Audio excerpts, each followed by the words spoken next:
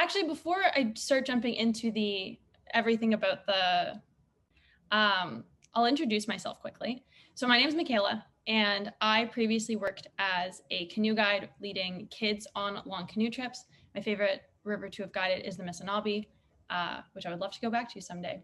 And since I left university, I now do mostly personal trips and trips with the WCA. Was previously a board member with them, but I'm moving to the States next year, or later this year. So I'm have stepped down from that, but love being involved in the club, and I love talking about food and eating food. So in the midst of the pandemic, I started just putting together all the things I'd learned about meal prep and backcountry cooking into a big PDF, a little digital cookbook. And now I just like talking about food and helping other people make excellent meals on trip. So that's a bit about me. The way I was thinking of structuring today is a little bit on building a meal plan, because I think that's kind of an underrated / overlooked part of the planning process. The food prep, so actually like translating your meal plan into something you can pack, and some hacks to make that easier. And then some tips on actually cooking in the backcountry and over fire. And if at any point throughout this, there's a topic that collectively everyone kind of understands and doesn't want me to go over, let me know. Or if there's something you have really specific questions about, also let me know. I would like this to be as interactive as possible. Okay, with that spiel out of the way, let's start with meal plans. So before I even think about the food, I like to have my route card pretty much done. And the reason for that is what you eat throughout trip can really complement the trip you're doing in terms of planning like more complex meals for shorter days, easy meals for harder days, and essentially making sure that whatever you're doing, you have the food that best supports the circumstances you're in. Part of that is also planning for meals that involve fresh ingredients to be at the beginning, and to try and stretch your fresh ingredients as far as possible.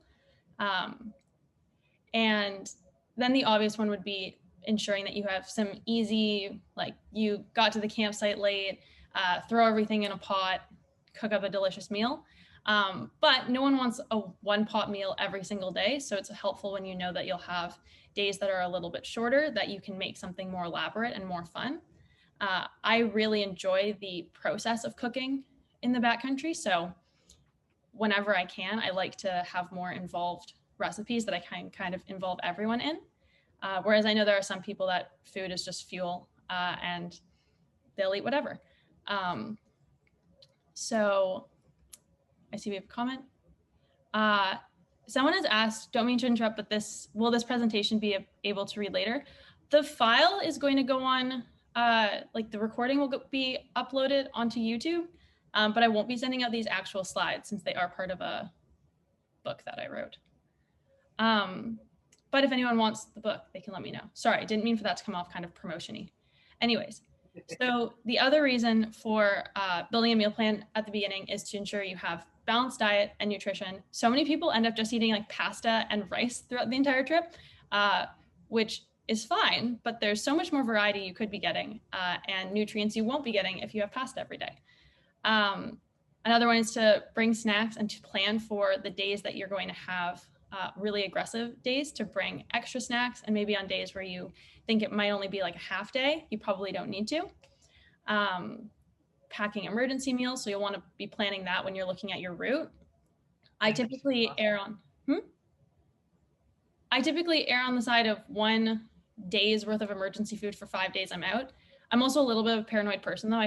Some people have told me that that's probably too high of a ratio, but I like to be prepared. So yeah, we can skip to the next slide, where I have a sample meal plan. I hope everyone can see it. I realize the font is kind of small, but essentially I like to lay out the distance and the features of each day. Sometimes I'll also try and translate it to time on water, but at this point I can kind of do that math in my head really quickly and get a sense of how long a day will be without including it as a line. But that's when I kind of start throwing in meals that into the days that make the most sense. So for instance, I know that I always like to have a chili with homemade garlic bread recipe. So as soon as I see somewhere that like, oh, this day looks easier, throw that in there. Similarly, if I'll have days where like this day looks really, really long, let's just throw something really easy in. So for instance, like a ramen meal or mac and cheese is always a popular choice. One thing I'll preface this with is before you start doing this, it helps to have like an arsenal of recipes you can possibly draw on, which MyCCR is a good resource for that, and like just YouTube. So being able to like make a list of all the meals you want to have and then to kind of fill them in wherever it makes sense. So that's how I do it. Now, to address the question that someone had about assigning people, for so long, all of my canoe tripping was with paper, so I was able to pretty definitively say like, here's the meal plan. I'm just organize everything myself. So a lot of people who do trips with their friends or peers, some people everyone's bringing something, and how do you kind of organize that? And I think someone is not on mute and making noise. So if you're not speaking, please go on mute for a moment. Thanks. So I think there are kind of two ways you can go about doing this. One, and the one that I find the most easiest, is just to have someone who kind of owns the meal plan, similar to how you'd have someone who kind of owns the maps and navigation. Like everyone puts an input, but one person is kind of like leading it. So they might say like, what meal does everyone want to do? Get a list of like, here's what this person likes to cook. These are the ingredients that this person likes to use. And then to slot them in where it makes sense in the trip, as opposed to having people say like, oh, I'll do Monday's meal, but you don't know what that meal is going to be, and you don't know what you're going to be paddling on Monday. So that's the way that I find to be the most helpful, just having someone who kind of owns it, and then can be kind of like the executor that says, we have too many days that are pasta meals. Can you do something different? Or like, so they kind of like own that. I know other people take a much more casual approach, and they just say like, these are the days you're responsible for food, package it, bring it yourself, and take a very hands-off approach, which I don't like as much. I like having someone who owns it. So I hope that answers your question. One thing that comes up regularly is what happens when you're doing things like that and someone has a lot of dietary restrictions. And I think it depends on how accommodating you want to be. Like if there's one person in the group that has a lot of dietary restrictions, I kind of err on the side of they are responsible for bringing substitutes.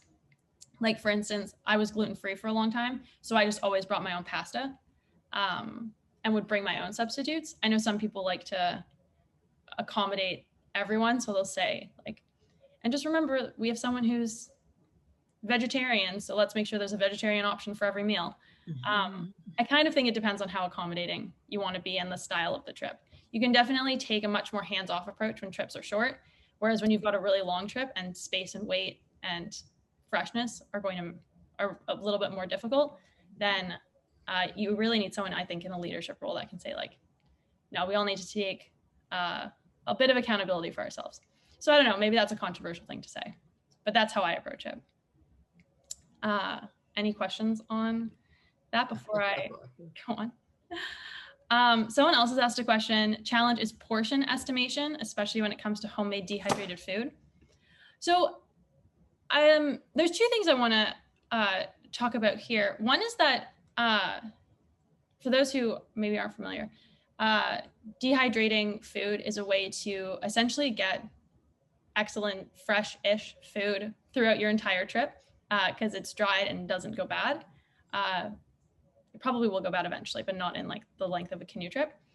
And some people like to dehydrate full meals. I've never been a fan of that. So I think portion estimation for when you're dehydrating a full meal can be kind of easy because you just, whatever portion you would normally eat, you can just dehydrate and package that as a meal. Like I know if anyone follows Canoe Hound Adventure Show, Dennis has an actual like vacuum sealer. So he'll do like, this is a bowl of chili I would eat right now, dehydrates it, puts it in a vacuum sealer, and knows that like that's one Dennis portion. I don't like dehydrating full meals personally because I really enjoy the process of cooking. So then I just kind of go by the serving guidance on the box, like, or in the recipe. And I always bias towards having more food than I need because in canoeing, you're not as limited with space and weight as you would be like on a backpacking trip. But sorry, that isn't like a perfect answer to your question. But I just kind of estimate things according to whatever the portions are going to be, and airing higher if I've got a lot of men on the trip, and skewing lower if I'm guiding 12-year-old girls. So yeah, I think it's something that kind of comes over time with like figuring out what you like to eat and how much you like to eat. I am ravenous on trips, so I always have to treat myself like a portion and a half of whatever the box says. Yeah, the name of the website is Canoe Hound Adventure Show, I think. It's very good. He does interviews every Tuesday. Anyways, we can go to the next slide, which is nutrition. I'll go over this quickly because I feel like people kind of roll their eyes whenever I talk about nutrition because it seems obvious, but I also feel like it's overlooked because everyone just likes to eat cheese and grain products on trip. But it is important to be thinking about when you're looking at your meal plan, am I getting enough variety? Like mac and cheese really, like it'll fill you up, but it has virtually no nutritional value. So I like to look at my meal plan and ensure that every meal, or at least most meals, have a carbohydrate source for energy, have a protein source, either vegetarian or meat. Most of my protein on trip does come from like vegetarian sources because I don't bring a lot of meat on trip besides like salami, pepperoni, and occasionally dehydrated beef. But that's just not really my style. But some people will bring steak for short trips or dehydrate like other types of meats or have dehydrated beef as like a really big part of their meal plan. So it kind of comes down to preference. Fats are another one that I think often get overlooked because like fats, oh, I'll just throw olive oil and butter into everything, which does work, but you can get fats from a lot of other places too. So thinking about bringing avocado, nuts and seeds, or peanut butter. If you buy an avocado that's not super, like, is very hard in the grocery store, you can make that thing last a week. So I've had avocado quite late into trip, and just don't let it get squished on trip. And finally, the vitamins and minerals and fiber. Fiber is especially important for healthy bowel movements. Sorry, the light's kind of awkward right now. I hope you can see me okay. I should complain about the sun rising in front of my window, but right now it's a little inconvenient. And ultimately, the vitamins and minerals, I just dehydrate every kind of vegetable I can and throw it into everything. Like mac and cheese with dehydrated mushrooms, yes. And that's how I get those kinds of nutrients. So on the next slide, I have kind of a breakdown of what I think about with a meal. I don't do this for every meal. That would be a lot of effort, and it is usually pretty obvious. But just something to think about, like if you're looking at your meal plan and wondering, like, what do I have that's got a protein or fat in it? This can be a helpful way of thinking about it.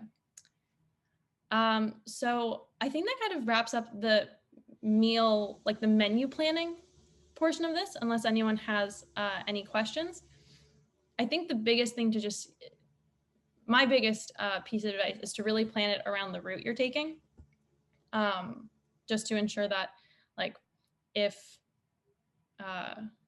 you don't want to get to the campsite and realize the only meal you have is one that's going to take a really long time and it's 5 p.m. and you're going to be doing dishes in the dark. Whatever you can do to avoid that fate is a good idea. And on that same note, you're not married to your meal plan. You can always change it. Like if one day turns out to be much harder than another, like you don't have to stick to it. So yeah, if there are no more questions, we move to the next section, which is on packing and prepping.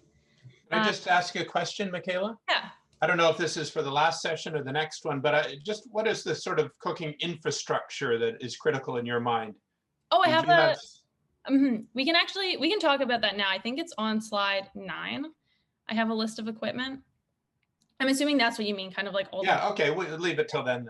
Okay, so we can go next slide then.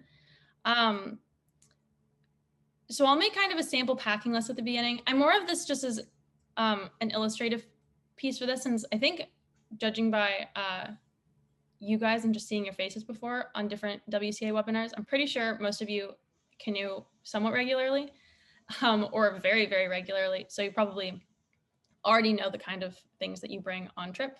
But if anyone here is totally new, these are just kind of like the staples that I always have. And then it's continued onto the next slide too.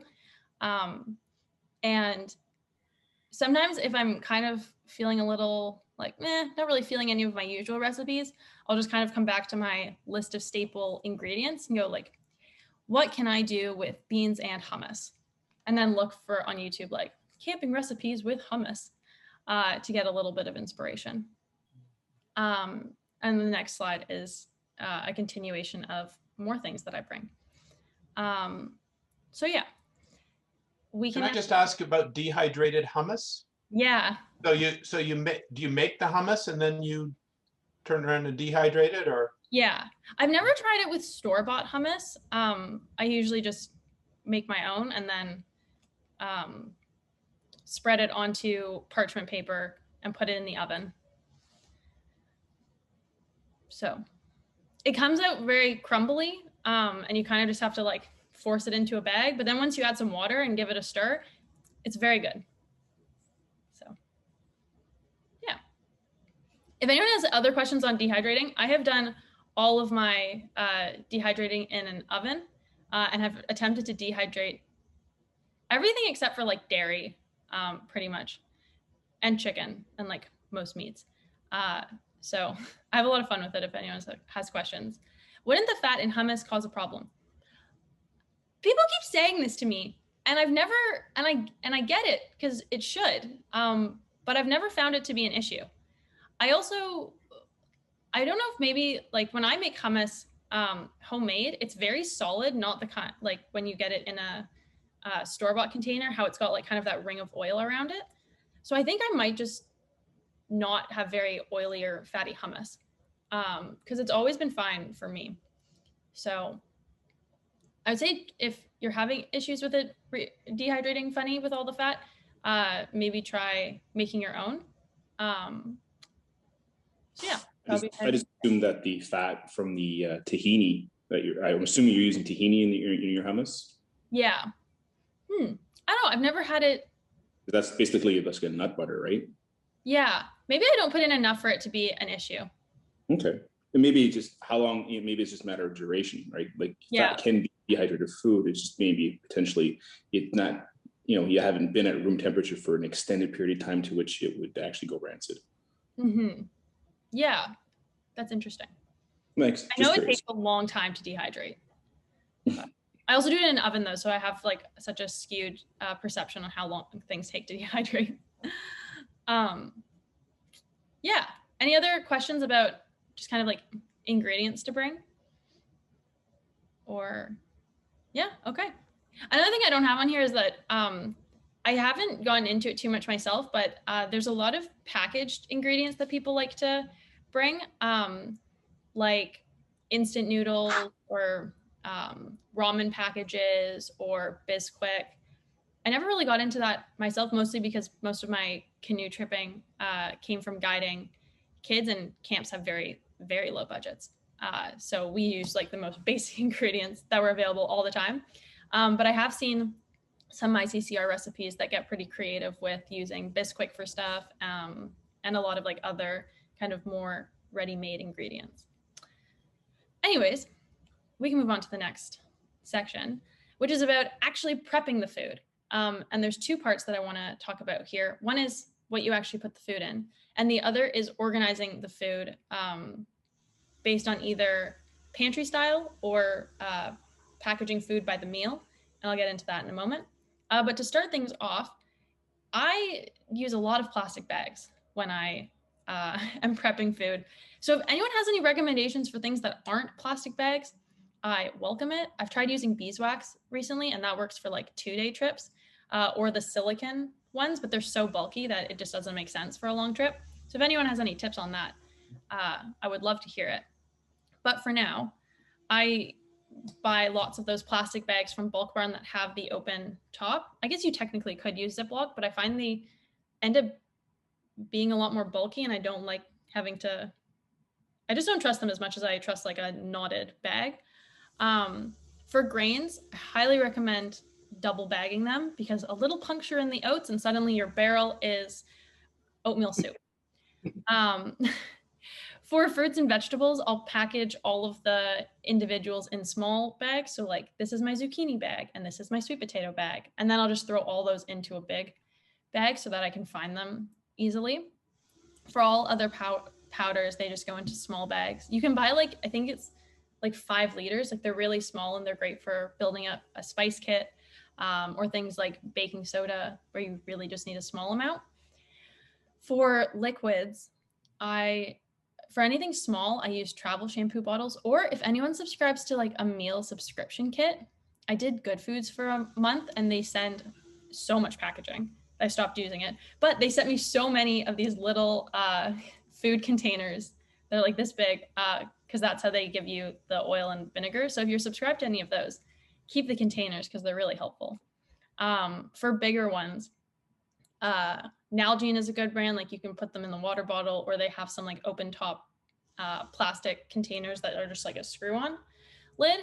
My tip is to still put them in a plastic bag though, which I know is controversial. Some people say that that's unnecessary and just makes it messier inside. But for things like oil or like maple syrup, I prefer to put them in a bag, slip knot it, put it into a Nalgene, because then if you are like me and drop your Nalgene on the granite rocks, the Canadian Shield, and it lid kind of breaks a little bit, you're still okay.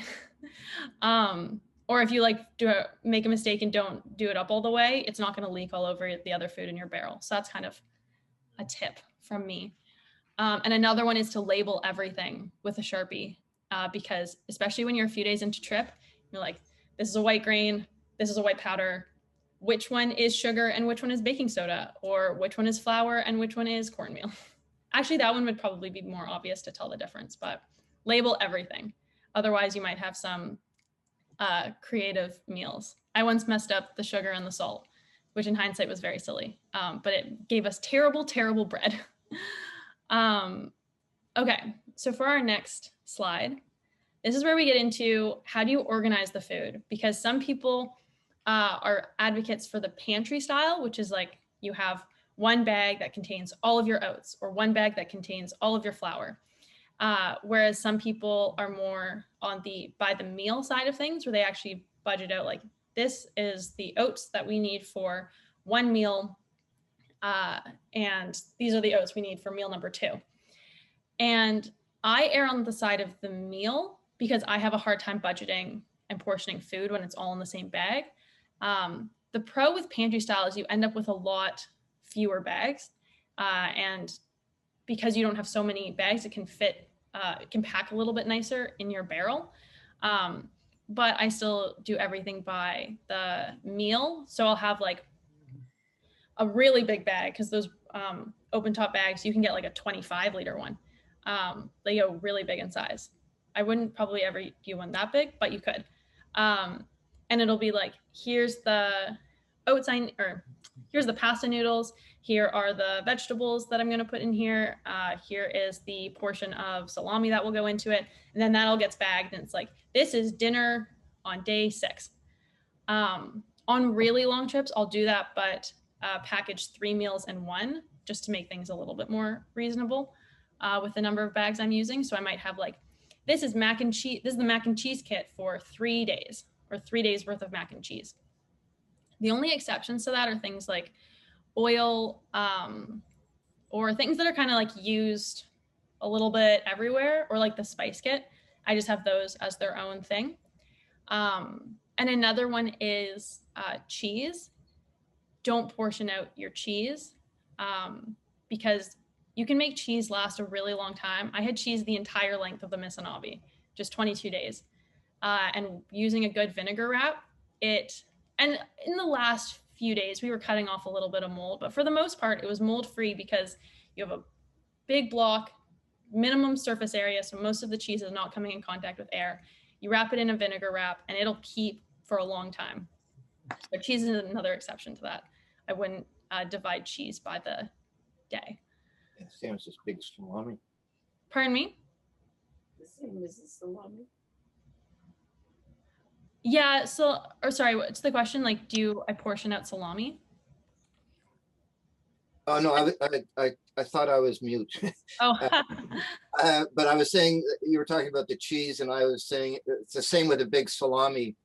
yeah, especially when they come in that big tube. Yeah, big German Yeah, salami, it would be the same philosophy there. yeah, I'll go on mute. no worries. Someone asked if I could describe a vinegar wrap. Yeah. So, if you go to the grocery store, they'll have these blue J cloths. That's what I've always used. I'm sure you could use another kind of cloth too. And it gets soaked in white vinegar.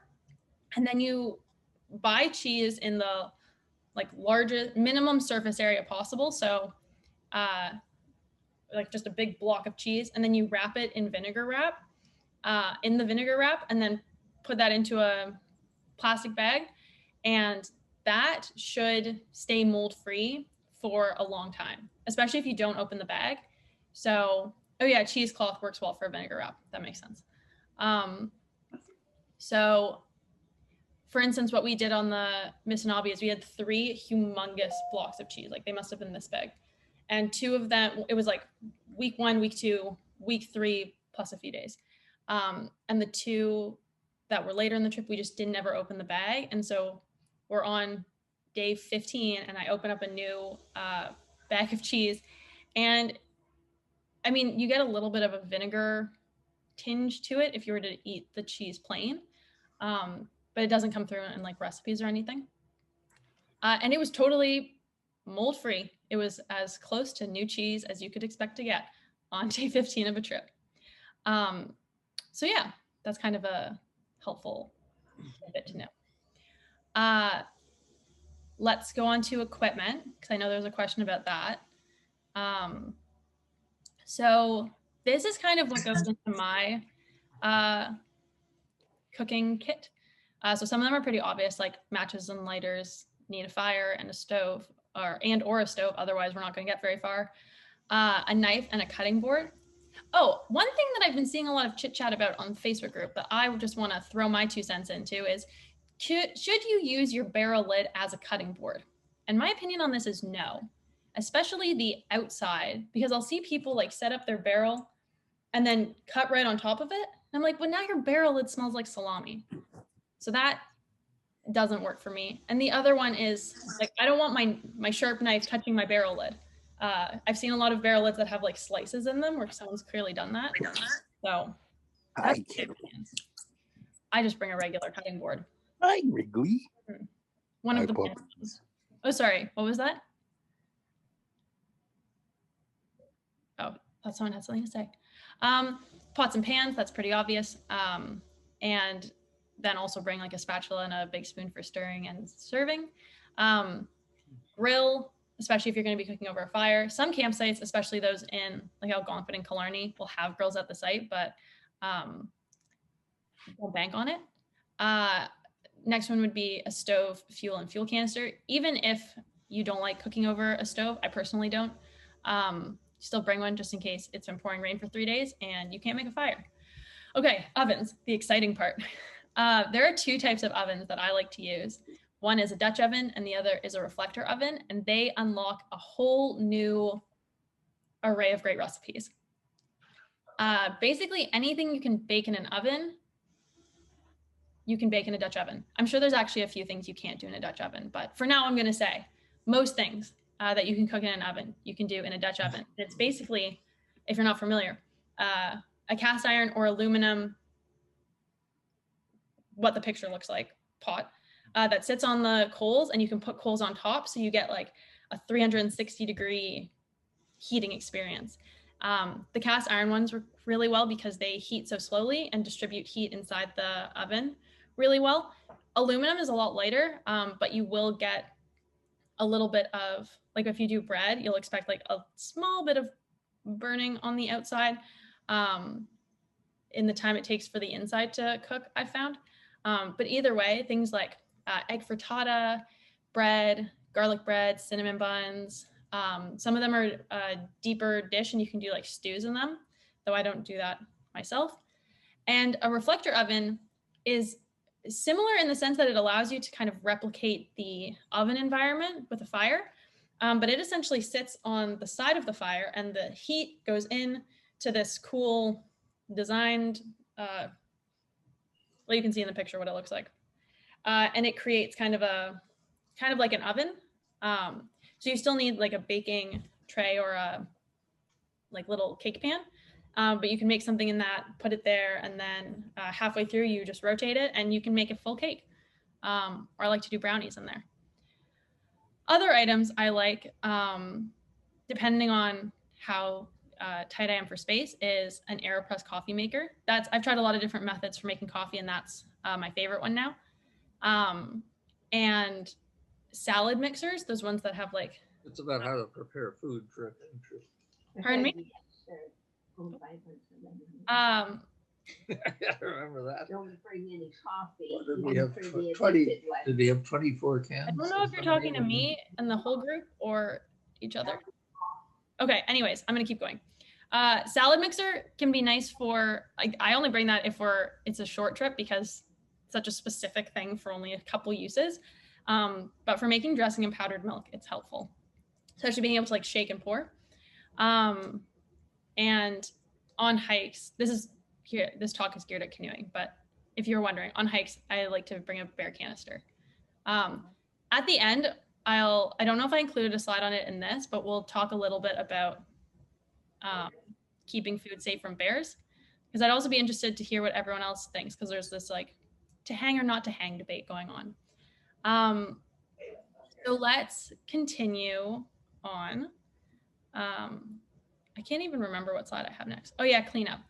I think at the end we'll do some talk on actual recipes, but I really wanted to make sure I had time to go over things for dishes, because I find so many people aren't doing their dishes in a leave no trace way, and I'm trying to get everyone to change. So if you already do it like this, thank you. If not, maybe you'll learn something new. So once you're done the actual cooking of your meal, which the actual cooking of it is kind of hard for me to teach over a webinar. I think it's something where you just have to get out and do it. And the more you're practicing cooking, the better you'll get. But once that's all said and done, you've got a bunch of food or dishes that have touched food. What do? I have I guess this is a 5-step process to wash dishes. So essentially having either pots or dish bins that will allow me to have a wash bucket and a rinse bucket. If we have a third pot or dish bin, there might be like a pre-rinse. Fill them with warm and then fill them with warm water. The warm water isn't necessary, but I think it's so much nicer in the evening to like just put on a pot of warm water over the fire and then wash them in that. It's nicer for the hands. And a tiny bit of biodegradable soap, just a little bit.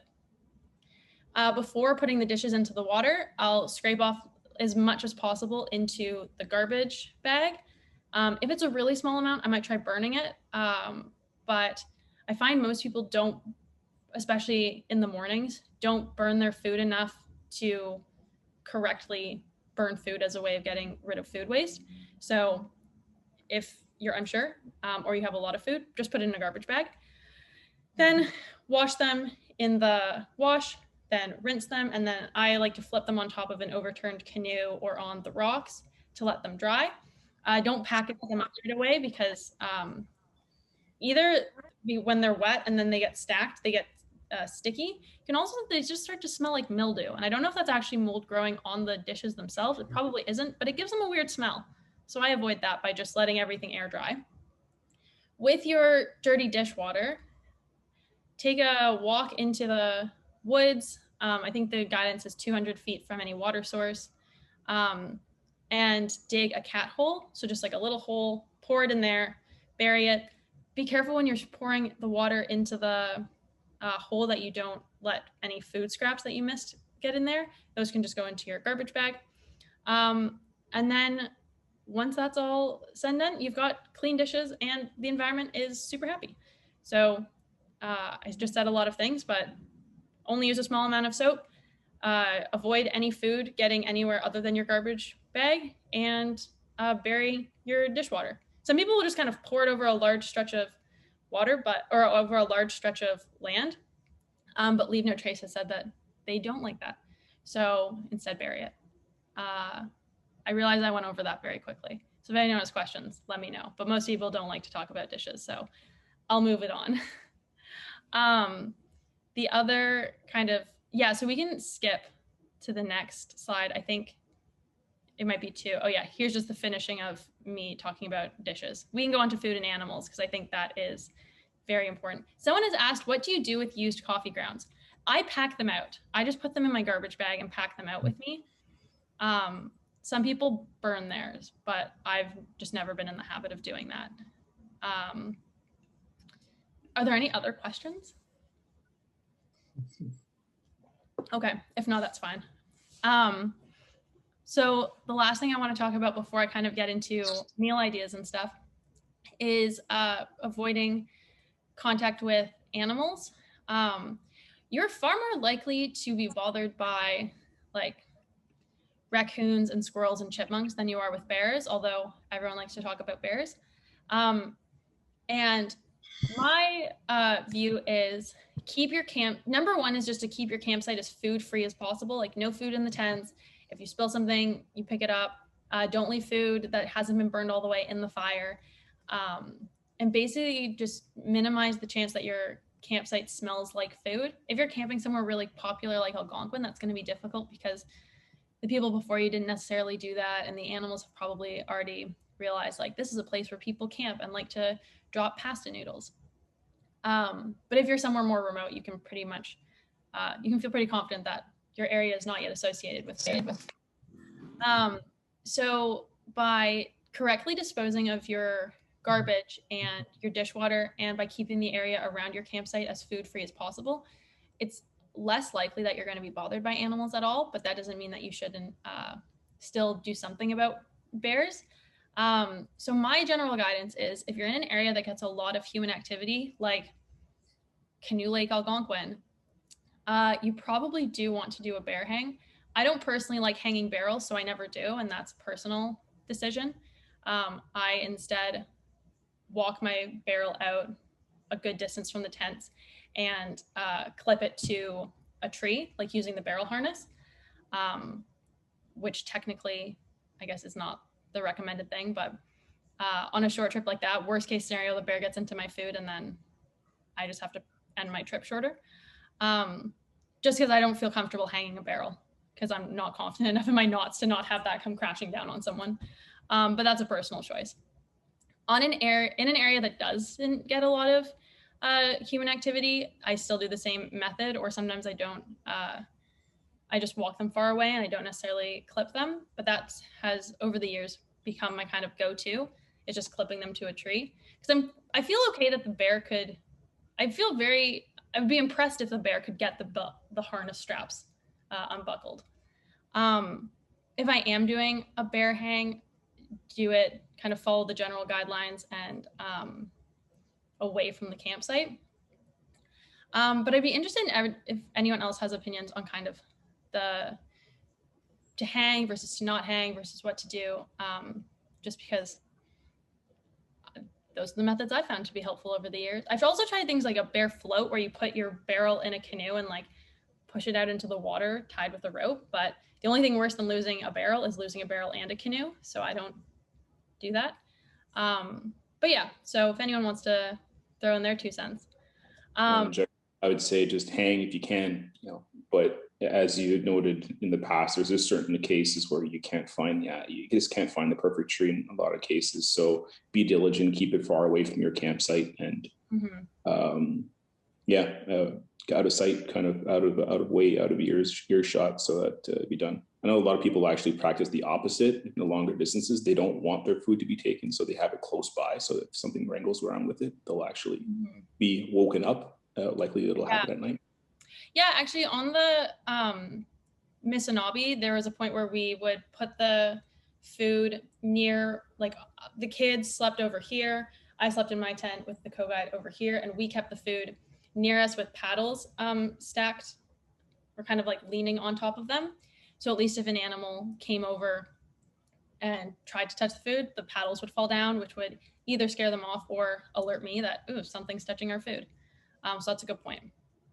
Sometimes it's helpful to keep it close.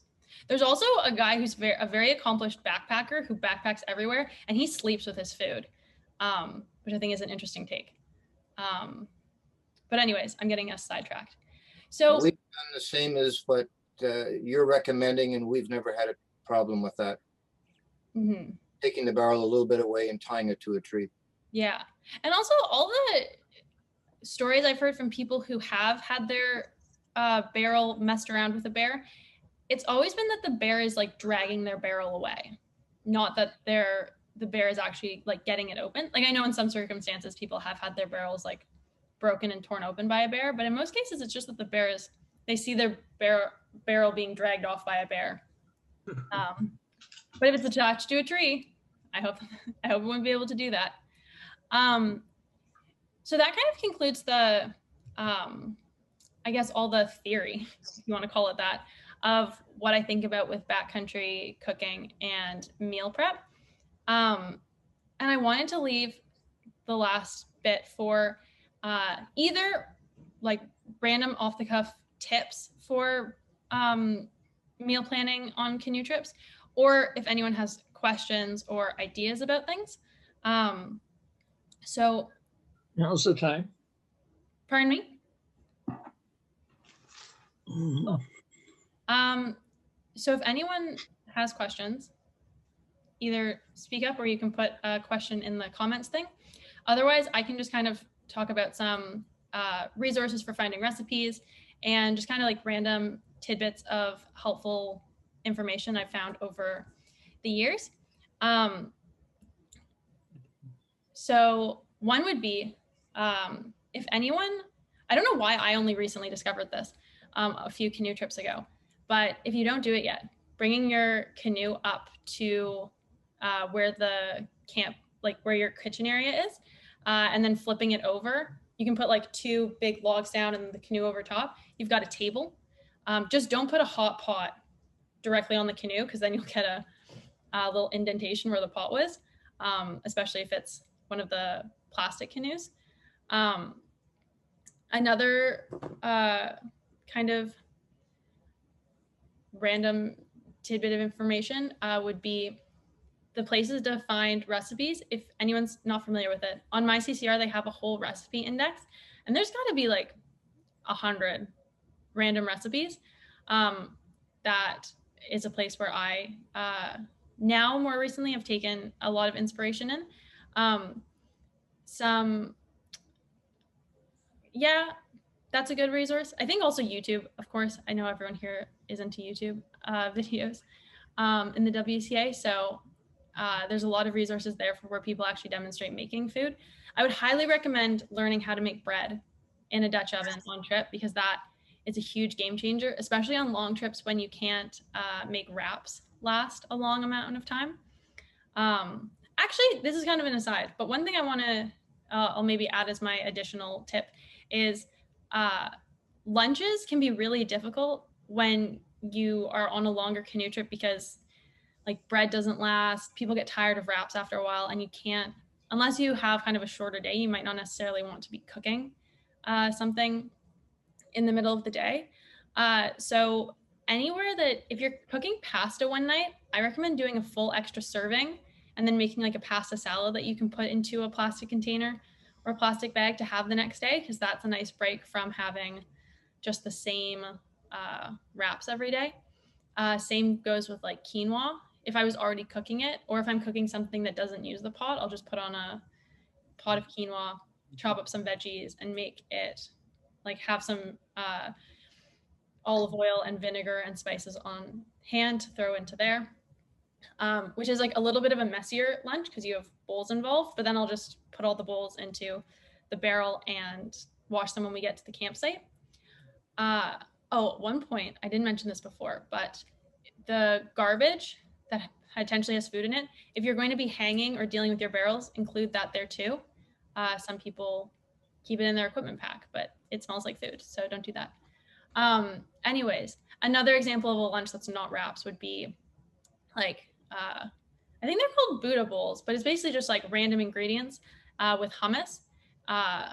So you could do like dehydrated veggie chips. I like that, with some like flax crackers and some dried fruit on the side and like in a bowl. And that's just kind of a way to get a little bit more creative. Or if you do have the time and you're in a small group, just like throwing up a stove, cooking some quick wraps is always like a way to make wraps so much better. Like melted cheese makes all wraps better.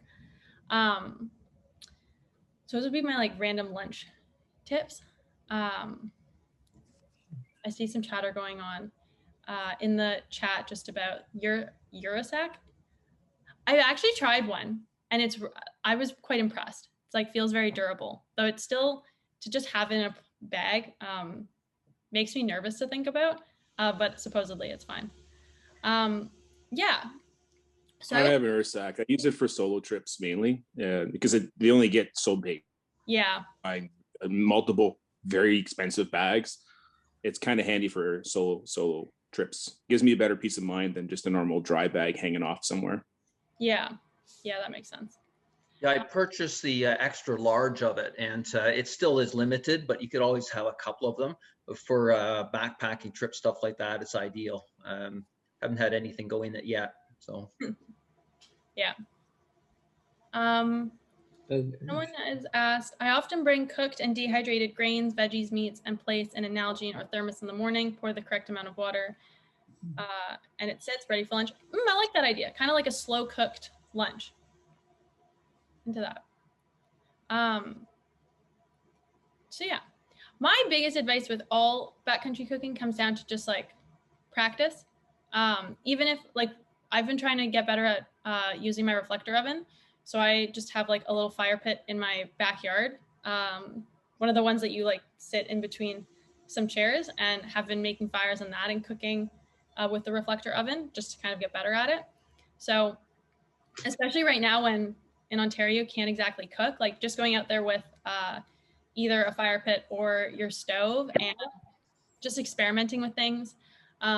Even in the cookbook I wrote, I never put like specific amounts of ingredients. Like this recipe calls for 1/2 cup of such and such a thing, unless it's bread. Bread is the exception to that.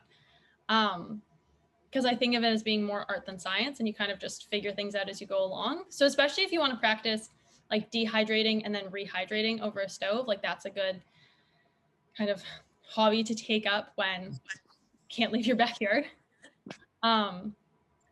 Yeah, so I don't know. And over time things get a lot better, and it becomes kind of an intuition thing.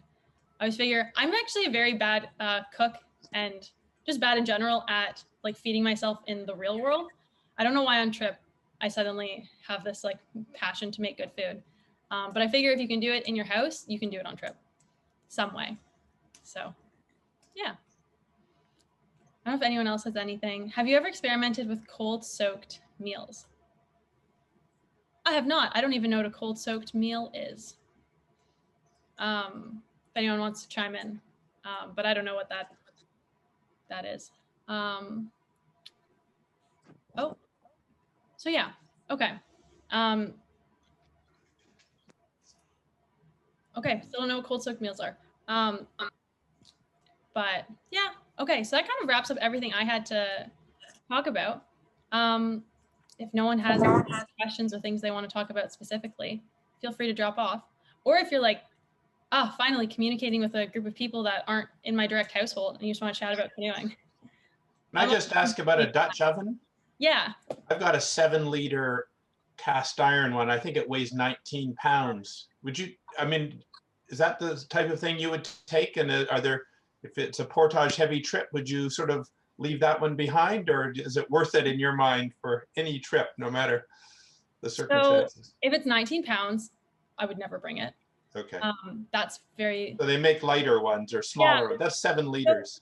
Yeah. So I have, or I used to use one from GSI. That's an aluminum one, and it's not as good as the cast iron.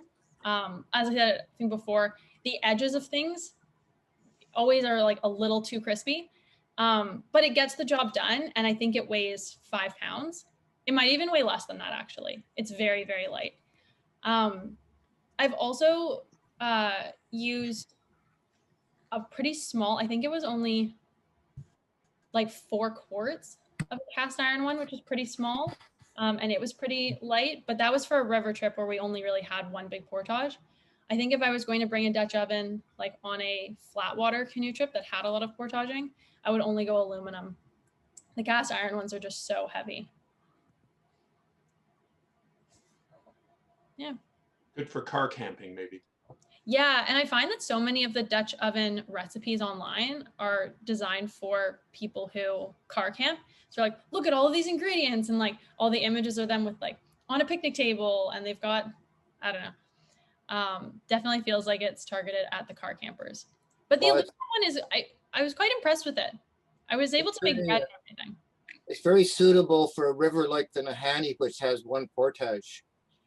You just have to go around Virginia Falls and you're out for 3 weeks.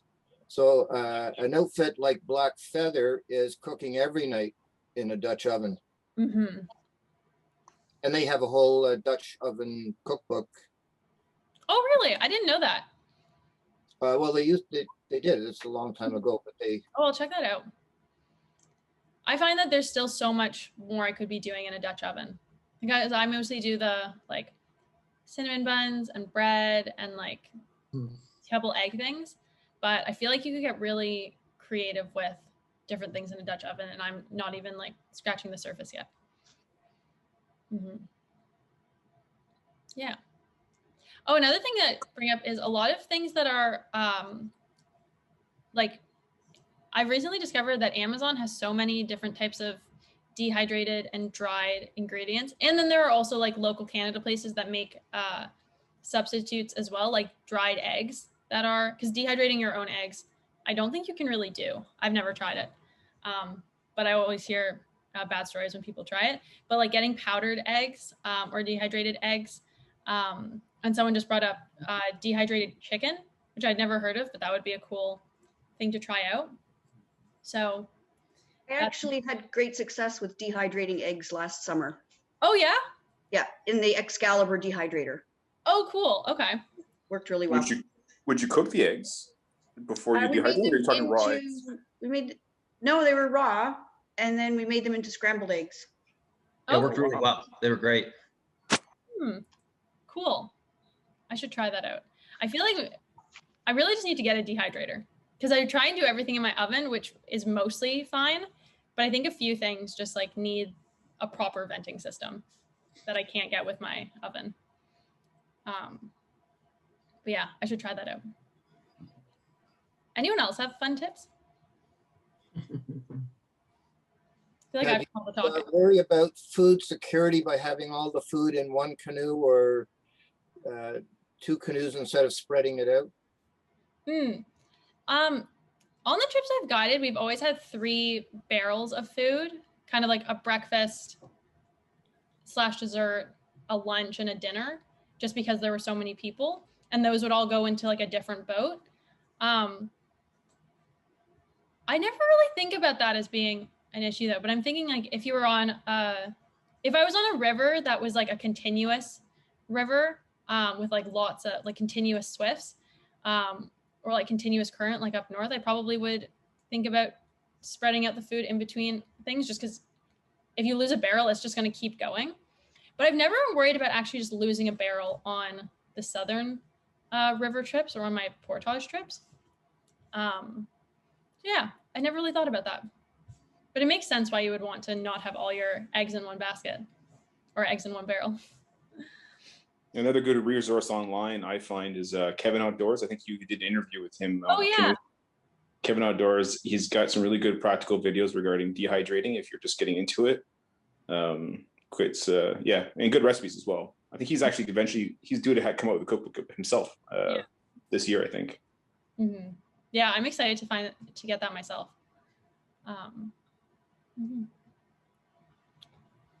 Cool. Anyone have anything else they want to ask or chime in? Michaela, maybe I could just jump in for a second here if I could. First off, thank you very, very much for this presentation. It's absolutely excellent, and it's stimulated a lot of thought here. This is obviously something you've put together professionally. Do you have this in a book format, and is it available? Yes and no. So it exists as a digital book, which I can send out a link to. It also does exist as a physical book, which I actually have right here, which I was using for my notes. But I've done the last print run of it already for the year. So I have, at this point, 9 copies left. So once they're gone, I'm not going to do another print run, just because it's too much for me to do right now with starting a new job. So those 9 copies, do they go up on eBay and bid on them? Is that how that works? Oh my gosh, I would love it if there was enough demand in it to start like a bidding war over my cookbook. No, but I can send you a link if you want. That'd be great. You sell them on my website. But yeah. The second thing is I noticed that you didn't make any comments about any consumption of alcohol on trips. Now, there's a lot of abstainers that do exist out there, I'm sure. We do enjoy something throughout the trip, a little bit of scotch or whatever else may exist. Lisa's made some impressive cocktails along the way with some things and so forth. I do enjoy wine, which is very difficult to take on a wilderness trip because it weighs a lot. I did try dehydrating it, didn't work out very well. Yeah. So that's just joking. But so I don't know if you have ever worked with taking things along on a trip like that and so forth. Probably but not on trips with 12-year-olds. No, not with 12-year-olds, I guess. The first 6 years of all my canoe tripping. Especially with 12-year-olds. Come on. That's a way to get fired. But actually, once I graduated university and started doing trips with other adults, I went a 2.5-year period where I didn't drink at all. So I never really got into it. And only have recently started carrying alcohol on trip. And I think actually in one of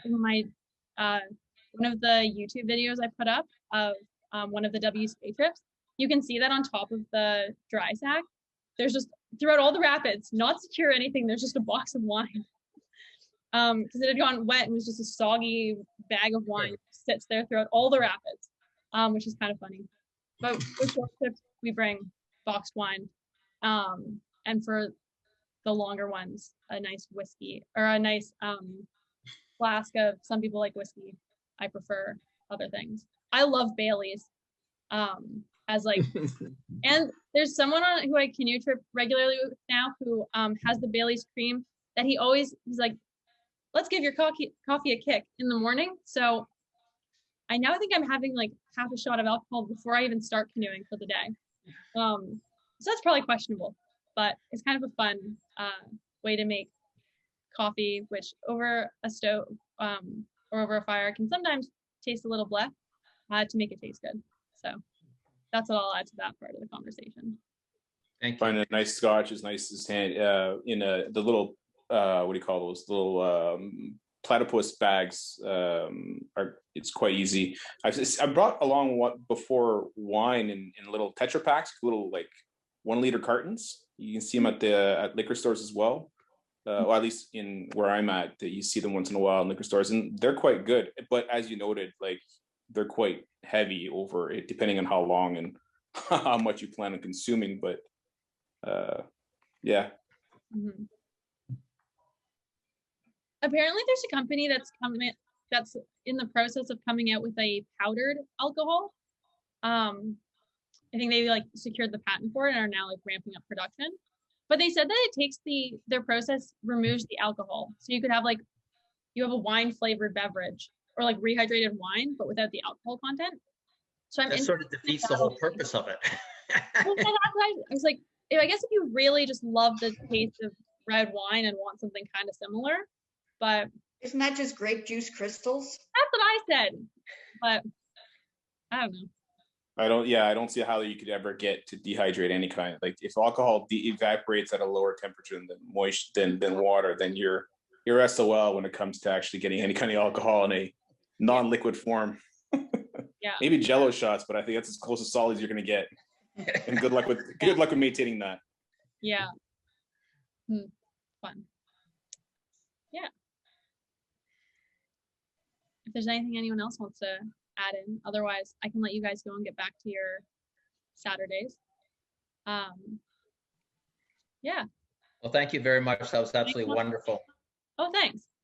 I've done it once before and was like much more focused on the recipe side of things. But I feel like that, like people can, I think, figure out the recipes. I think it's kind of all the things that go around it that are like things might just not have thought of. So I hope that this went well. I wish someone had watched both the presentations and could give me like feedback on the content on both of them, whichever like resonates more with people. But if you guys are saying you liked it, then that makes me happy. So yeah. Great. Wonderful. And I'll send out a link with the cookbook, but obviously no pressure to get it. Trying not to be promo-y. Anyways, thanks again for joining. This will be up on YouTube, I believe, with the WCA channel, and emailed around if you ever want to look back or if you joined late. So yeah, thanks so much for attending. Yeah, excellent presentation. Thanks. Well done, Michaela. Thank you.